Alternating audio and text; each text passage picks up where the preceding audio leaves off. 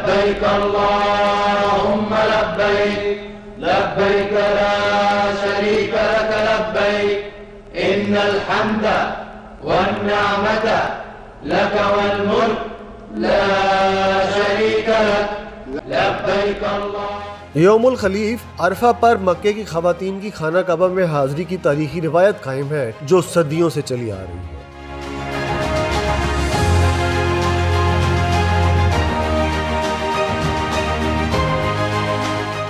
یوم عرفہ پر حاجی عرفات اور مزدلفہ میں ہوتے ہیں، اس لیے ارد گرد کی خواتین خانہ کعبہ میں آ کر عبادت کرتی ہیں۔ یوم عرفہ کے موقع پر حاجیوں کی عرفات میں موجودگی کا باعث خانہ کعبہ میں رش نہ ہونے کے برابر ہوتا ہے، جس کا فائدہ اٹھاتے ہوئے صدیوں سے اس دن مکے کی خواتین خانہ کعبہ آتی ہیں۔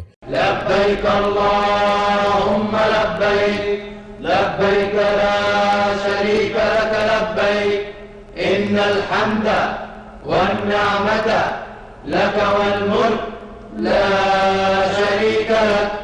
یوم عرفہ پر خانہ کعبہ کے گرد سیاہ کپڑوں میں ملبوس ہزاروں خواتین موجود ہوتی ہیں، کوئی طواف میں مشغول ہے تو کوئی دعا اور مناجات میں مصروف ہے۔ ٹولیوں کی شکل میں خواتین مسجد الحرام میں نماز بھی ادا کر رہی ہیں۔ یہ منظر مکے کی صدیوں پرانی روایت یوم الخلیف کی وجہ سے ہے جو ہر سال یوم عرفہ کو دہرائی جاتی ہے۔ یوم عرفہ پر حاجی مغرب تب عرفات میں ہوتے ہیں اور پھر مزدلفہ میں رات بھر عبادت کرتے ہیں۔ لبیک اللہم لبیک لبیک لا شریک لک لبیک ان الحمد والنعمت لک والملک لا شریک لک۔